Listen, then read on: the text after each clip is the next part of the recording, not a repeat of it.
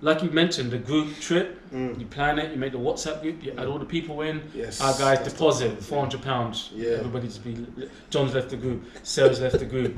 You know. Hey, shout out to those people. Or the people that are in the group, but they just don't even say nothing. Yeah, just be quiet, pretending like they're not seeing all these messages. I can see the 2 blue ticks. Like, what are you doing? Like.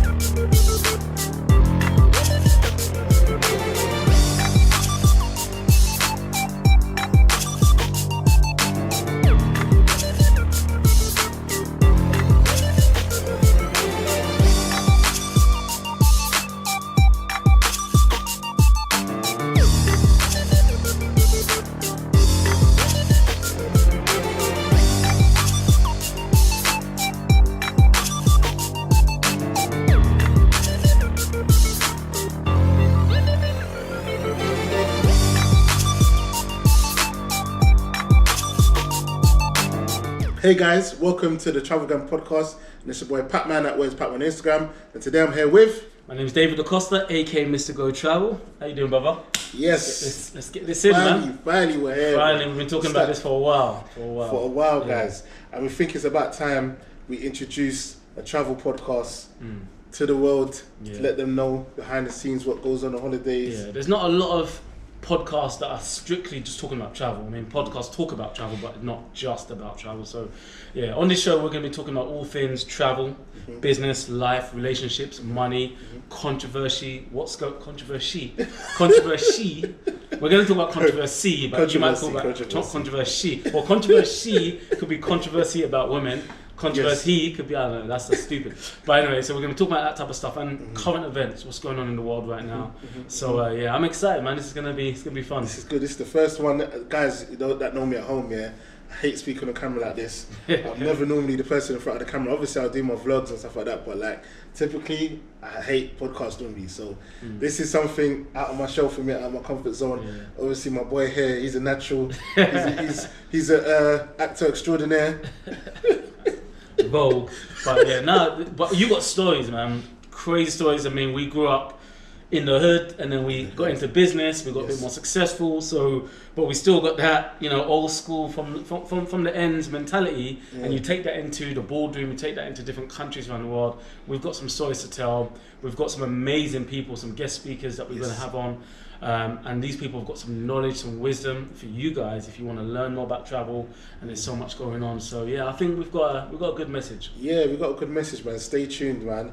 But obviously, at first, we're just going to introduce ourselves in a bit more detail, let you guys get familiar with who we are and what we do, and our relationship as well. I don't know. Should I ask you the questions first? Should I go ahead, ask the questions? Yeah. So, let's start off with how we know each other, really. Let's let the audience know how we know each other. So we both went to St. Joseph's Academy. Shout out to the Green Gang. So this used to be my school bully. Punched me up on a regular basis. He probably owes me about $4,000 right now. Obviously with inflation and interest from all the money he stole from me. Because I used to sell Rocky bars at school, donuts, because I was a hustler. I was about my residual income from young. But obviously also Jamaican guys would like steal all of the stuff from me. So I mean, you owe me like at least give me like £17 in crypto or something. No, guys, come on now. No, trust. I wasn't that bad in school. St. Joseph of Rough, but we used to go St. Joseph's in what's it come under? Blackheath, Lewisham. Blackheath, Lewisham Borough. Was it Blue Borough they call it? Blue Borough, yeah. But I was actually from Peckham though. So it was mad going to school in St. Joseph. Yeah. It was mad for everybody. Like we got banned from Lewisham Shopping Centre. Yeah. Like we took hammers to other people's schools. The police were after us. I mean, it was a rotten school still. But obviously we had to educate ourselves. Do you know in school there will be classes where the class is 45 minutes long, like English, and all the naughty children are just talking for the whole class. We got 5 minutes of teaching and 40 minutes of be quiet, be quiet, be quiet. So a lot of the stuff, that's why when I write in and spell it now, I'm like, why do I not know how to spell that? Why? Because we were dumb, bro. Listen, we had to educate ourselves. That's how we became successful in business. Cause we had to, like, if there was a ratio, I'd say 9 out of 10 didn't really make it. After school, kind of 9.6 out of 10. Like, we've come from a rough background, guys. So we've made it here now. We've travelled the world. We just want to share our experiences on mainly the travel, and obviously touching on a couple other points as well. But I wanted to ask you a question just to let the audience know at home. So give us more information about who you are, what you do. Yeah, man. So David Acosta, 38 years old. My background is TV and film. So I was a film director, cameraman, video editor. My passion, I love it. But I was working for like a boring corporate company doing corporate documentaries. So is that what you was doing beforehand? Yeah. Yeah. Before, filming corporate movies. Yeah. Since school and that, obviously we had a large gap where we didn't see each other, and it's like what within the last 5 years or so. We connected, innit? Yeah, so I went to Oxford Books University, studied media technology, so got my camera, started doing corporate documentaries, working for a small company, but it just wasn't really my passion because filming like boring videos about agriculture and stuff like that, I wanted to do my own type of You don't know movies. agriculture, that's boring, yeah? It's dead boring, but I don't care about the ozone and them cows and cow pattern magazines like that. That's a long Let's time. not get that girl on our case, It wasn't, it should be after people, should be after bare people, man, chatting nonsense. Trust me, that's what I say. Yeah, man, but a good friend shared the business of marketing with me, network marketing, and I got into a health and wellness company. I learned what I needed to learn to become successful in business, but I didn't make a penny because health and wellness wasn't my thing, But then when I got into travel, I just... What age was around about? 28, I got into the travel industry, was able to make 6 figures in my first year, quit my job. My story is like, I gave my boss a 2-day notice because my boss was a narcissist, a racist, a bad person. So I gave him a 2-day notice because I wanted to leave. He said, look, you need to give us a 30-day notice. That's a company policy. And I said, look, Steve, you don't understand. I'm giving you a 2-day notice. Shout out to Steve, bro. Shout out to Steve, man. But I said, I'm giving you a 2-day notice, Steve, because today you're going to notice. I'm not coming back tomorrow. So I was able to quit my job, be fully retired. And that's when I just scaled the business. It's now like, it's $1 million business. I've got over 34,000 home-based travel professionals that I coach, I mentor. Some people become millionaires through this opportunity. So the travel business has funded my passions, such as like stuff like this. I have my own camera equipment, being a travel blogger, so just being able to travel the world and being able to start my own movie. So my movie's coming out soon, Flatmates, Black James Bond web series. So guys, really excited about that. This. Yeah. So we're gonna have some screenings at the Ritzy in Brixton, some screenings with you as well, some like private screenings for the people to see it before anybody else. So that's a bit of my background. So now just an entrepreneur. I speak on stage around the world. I mentor. I'm a business coach, travel blogger, filmmaker, and trying to get into acting as well. Again, this business can fund my passions to like fly out to Atlanta, book a nice apartment, and beg Tyler Perry for a role. Like be outside his door, like, yo, Tyler, hook man up. So if Tyler don't, then we do it ourselves. Do it ourselves, innit? So no, that's good, man. What about yourself? What's your background for the people who are seeing it for the first time? Yeah, so my background, obviously, as you said, we came from a rough. Used to be a stripper, isn't it? This guy, trying to for the record, guys, never used to be a stripper. I was involved with an event. See that I'm thinking. I was never a stripper, guys. Whatever pictures going around, it's not me. It's not me. AI, man. AI is crazy nowadays. But obviously, when I was younger, I was kind of on the roads, whatever. Difficult, man, trying to decide if I'm on the roads or if I'm in corporate life, and then got in trouble at a certain point. And I thought, you know what, the road life ain't even for me. Let me focus on a career. Went into sales. Done that for about 10 years, mainly in like property sales, and then. But I always had a passion for traveling. So when I was, when I was younger, I took my first trip, and then when I got that bug, I think I was like 16, which we'll touch on a bit more. 16, I booked my first holiday, and then since then I've travelled like, I think now we're at 101, 102 places, countries in the world, or whatever. Wow. So I think I'm kind of like halfway through. I think it's 190. Yeah, we're halfway through, like trying to travel the world, basically. Yeah. So I've travelled the world now, and here I am now. What my main thing is now, where I'm at now, is obviously spreading the knowledge, information about travel, getting more people into travel. I noticed that since like lockdown times, a lot of people have started to travel now. Get interested in travel. Before that, everyone was just interested in partying and clubbing and fashion and stuff like that. But the trends are changing, so while the trends changing, I want to be able to share the message, information about travel, and hopefully take some people on some travel trips with me as well, man. But that's what I'm doing at the moment. Love that. Alright, so my next question to you, bro, is tell us about the beginning. Tell the audience as well and everyone at home. When was your first trip? Boy, first trip. Well, technically my first trip I'm 3 years old. My parents just grabbed me out of Nigeria and dashed me into Dulwich, bruv.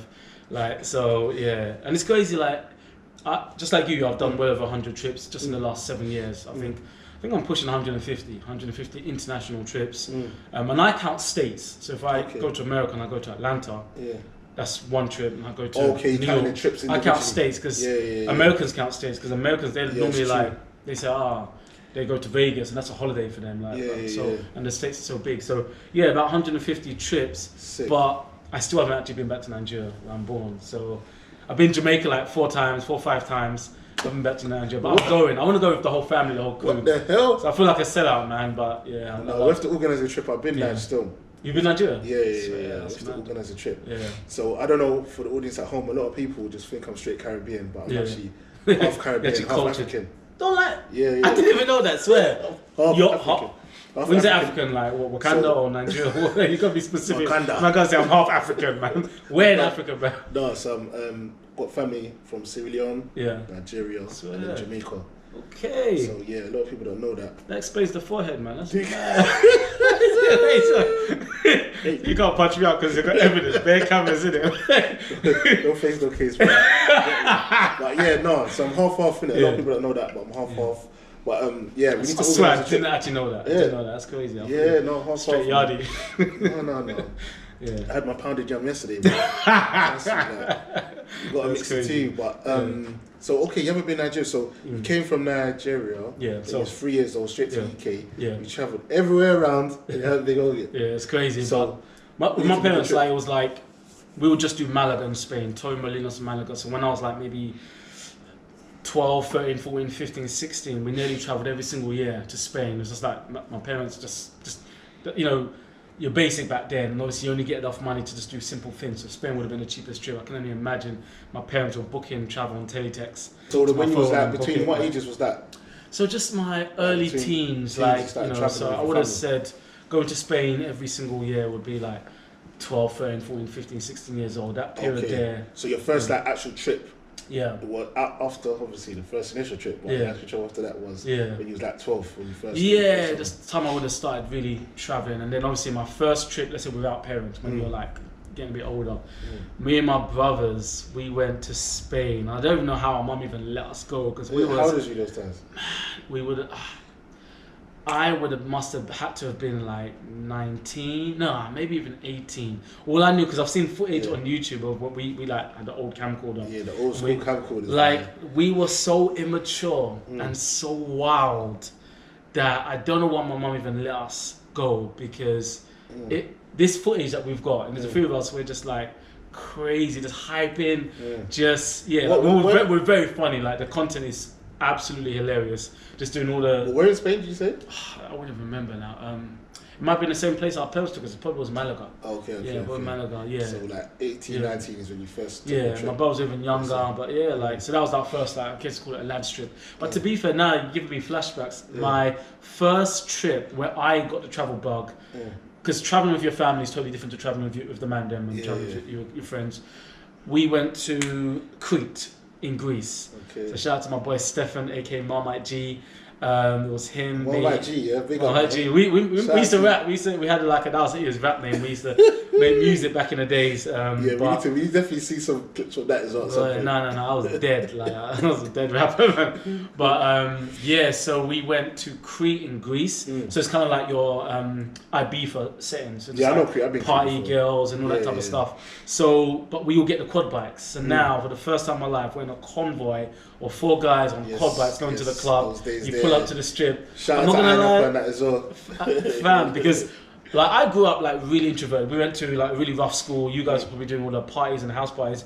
I was not even allowed to go out by myself. Like, even to the newsagents, so strict African, because you're only half. So one half of you was out in the streets. The other half of you was disciplined. Mine was straight full African. So I was super disciplined by my parents. So going out partying, all that stuff was just a myth to me. So now I'm in another country. I've got a quad bike. There's a bunch of cool people around, girls everywhere. I'm like, yo, this is lit. So I was just like, oh my gosh, the freedom and the opportunity to just live that type of life for a short period of time.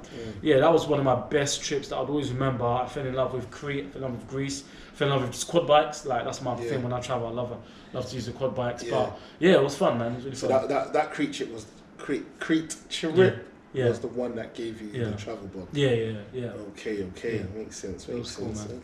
Okay. What about you? Like your first time really traveling with like people, the man, them, and well, I start with my first time actually ever traveling. I think I remember. Do you know the maddest thing? I remember it. Yeah, I was 5 years old. swear. That was like my first holiday I went on, and I went. That was going back to Jamaica. I stayed there. I can't remember, man. I maybe felt like a year or something. Swear. I was there for ages, and that was like my first ever trip that I remember. Obviously with my mom, going back home to see family and stuff like that. That's my first ever trip that I remember. I just remember when I got there, and obviously you know how the UK is, and I just remember looking at, and I saw the beach, the sea, and I saw the sunset. It was all red. The sky was red. I was like, what the hell? Mad, But I remember my mum, she used to wear contact lenses, and back in the days you couldn't fall asleep with contact lenses. So the contact lens like went like she fell asleep on a plane, then it got stuck in the ice, so she couldn't actually see when we got to the airport and that. She had to wear like a mask until we got to like the doctors, and then they sorted out got the contact out. So I was like describing everything to her, innit? Wow. So it's mad. So I remember like that's why I remember it so well, because she couldn't see. So I had to literally be her eyes and be like, come, the taxi's here, this, this. I was only like 5. I was like 5. That's an experience, man. Yeah, so I had to think. So but that's like my first trip, and then my first own trip, like proper trip. I was like 16. I went to America, went Washington and New York. 16, 17 was my first trip. I just remember by yourself or? By myself. So that's 16. See, Jamaicans had freedom, man. Like 16, 17. Go. Like, that's mad. Like 16, 17. I think I was just turning 17. But basically, there was like you know, like how you used to see the holidays back in the days on teletext or like these brochures. And I think there was like a brochure back in the days. And it said, if you're between 16 and 21, you can go to America for a discount price. I think it was like £8 or £1,000. I can't remember how much it was. The trip was. I don't know how you get $8 at the age of 16. Like, again, Jamaicans did stuff, but like, I had no money. They didn't even let me to go to the newsagent. Like, you're there in Washington DC. I'm pissed. Nah, it's mad. You know what? Yeah, at the time I had money to buy a car. Like I just obviously I remember I was doing my thing in it. So I had money. When you say doing your thing, is that when you were stealing the Rockies from the donuts from at school? No, you had that money at that age, man. No guys. I was doing my thing. But I had money for a car, and I was saying to my brethren, "Oh, should we go to America?" You know how it goes. There was like 10 man, 12 man saying, "Yeah, I'm gonna come." Until it was just you me, and your passport. It's me and my passport, and I said, "You know what? Flip it. No one else doesn't want to go. Let me just go in it." So I saw the brochure thing. I paid the money, and I remember coming home and I was telling my mum like, I'm going to New York next week. She's like, huh? Wow, that's mad. So I went to New York, bro. Washington first, sorry, and then New York. So I was like 17 in Washington, one up. But how they organised the trip was that it was like for students as well. So you stayed in like a student. You stayed in a hotel. Other people that did the same thing, basically. Kind of, but you stayed in a hotel, but during a certain time of the year, they just allowed students to stay there at discount price. So when I got there was bare other people my age group between 16 and 21. So I managed to connect with people there, whatever. But from Washington, 17 years old, then we went to New York, which was an eye-opener, Big Apple. And you know what was the craziest thing, bro? I was walking down the street, you know Greenwich Village? Have you been to New York before? Yeah. Greenwich Village. I'm walking in Greenwich Village, and I'm hearing someone saying Patman. But I'm thinking, I'm in New York. No one knows me. No one knows you here. But I'm hearing the I looked, it was someone from Peckham, bro. So Peckham to Greenwich to Greenwich to Greenwich. Bro. I said, huh? I said, no way. And then we was chatting or whatever. Some couple guys from my ends was chatting. And then I found out they were staying in the same hotel as me as well. They did the same thing? No, they was on another. They was just like on another trip. Wow. But they were staying on the floor above. So I was like, oh my days, what's the chances in New York? But I find when I go on holidays, I always see someone. Bumping someone, So that was it wasn't the Ox boy, because then that's a long. But literally, man, it was mad. And then ended up going to a baseball game together. It was cool, man. So at 17, man, it was my first proper trip. And when I went there by myself, I thought, nah. The only thing though, when you go by yourself, you know, it gets kind of boring at night. You just want to go out and like mingle on the scene and meet people. But that's something we're going to talk about, the pros and cons of solo travel as well, because that's a big topic. Nah, literally. But that was my first ever like proper travel that gave me the bug still, man. Alright guys, so one of the things we want to talk about, which obviously you touched on a little bit, solo travel, pros and cons of traveling solo or traveling in a group, and traveling in a relationship. Let's say you're in a new relationship and then you decide to take that trip. It can be kind of techie, so I mean, so okay, let's talk about solo travel. Have you had any mad experiences when solo traveling? And overall, would you prefer solo travel or travel with a crew? I think with a crew, with friends, you know, or at Yeah. least one person. Solo travel's good, as I kind of touched on before, yeah.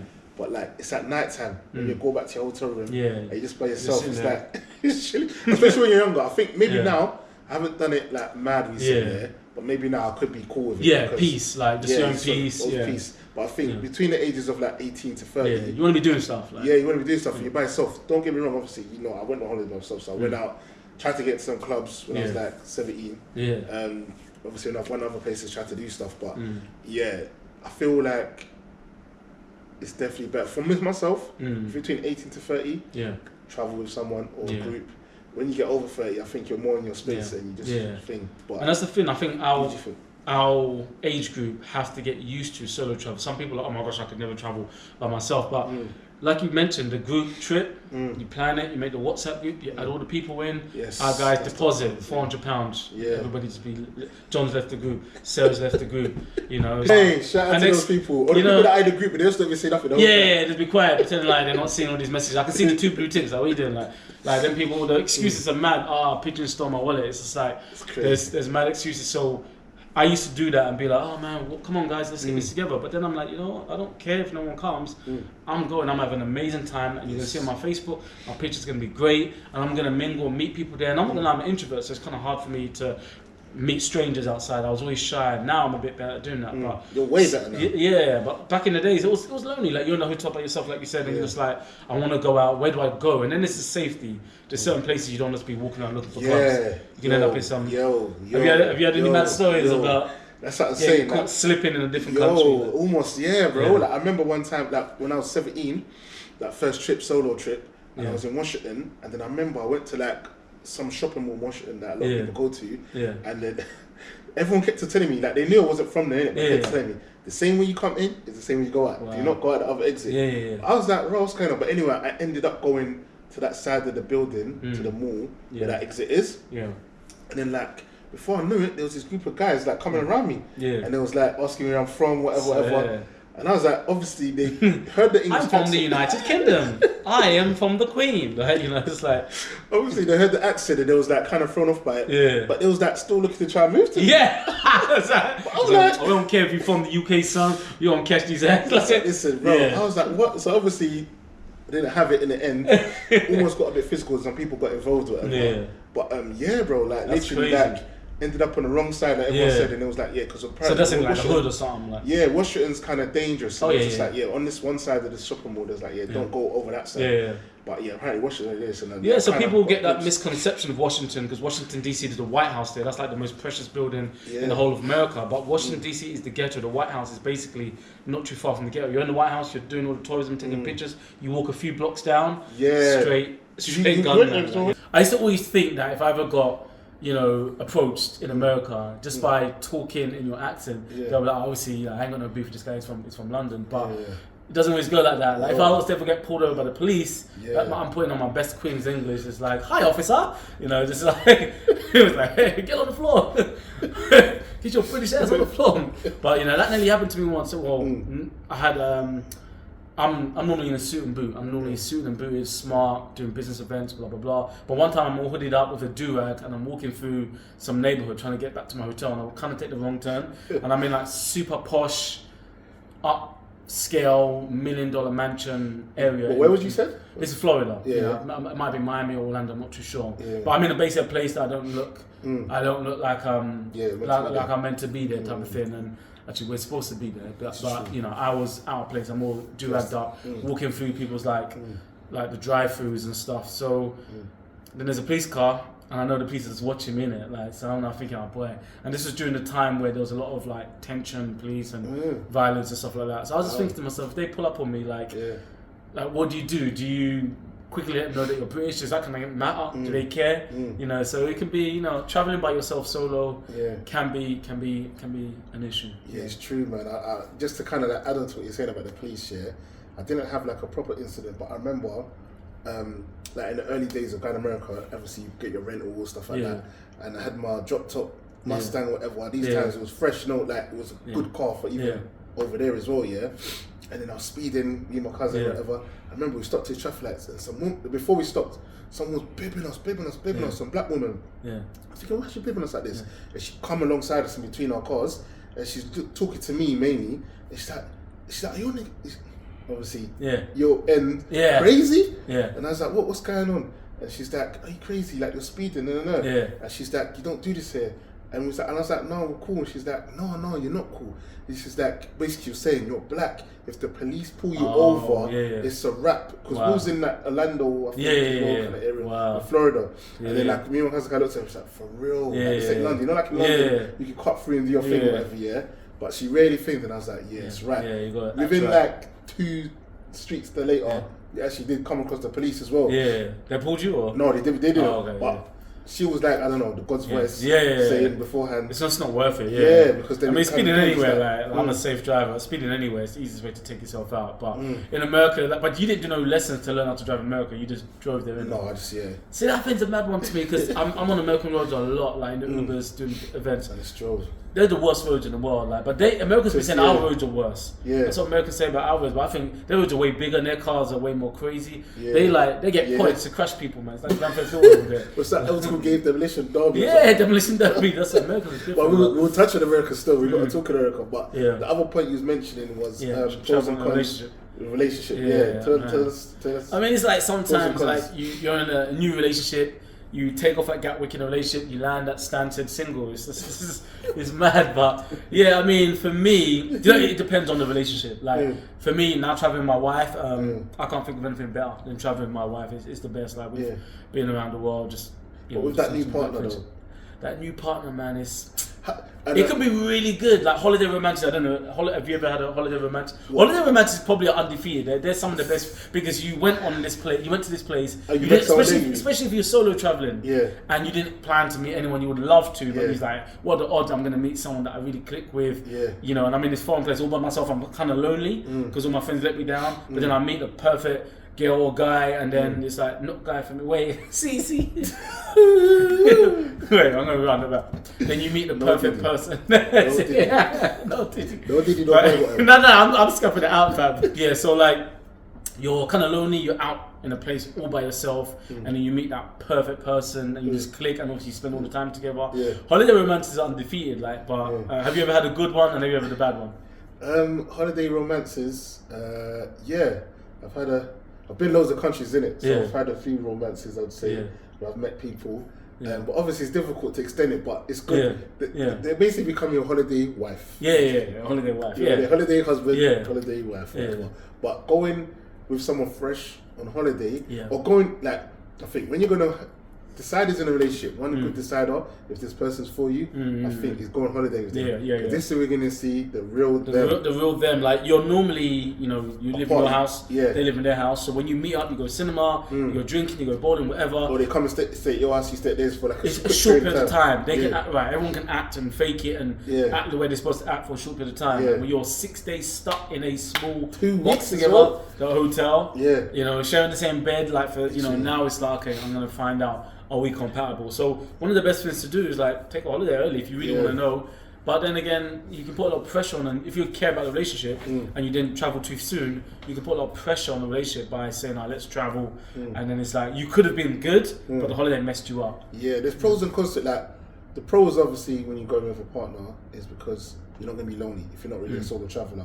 But the con is, you get to kind of see the real them sometimes, and then you could, like you said, go as a relationship, come back single. Yeah, that's it. And I've heard cases where some people obviously just disappear from the hotel, like, it's mad, like, or like the person comes back to the room and the room card doesn't work. That is a problem. Then you go down to reception, hey, and then you go to reception, the person's like, no, you've been checked out, like.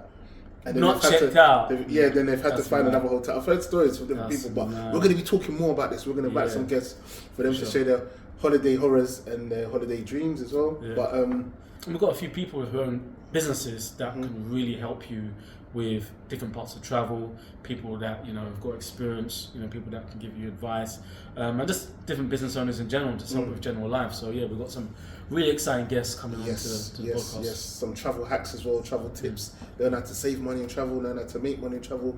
We're going to be discussing it all, and we're also going to be going on some reviews.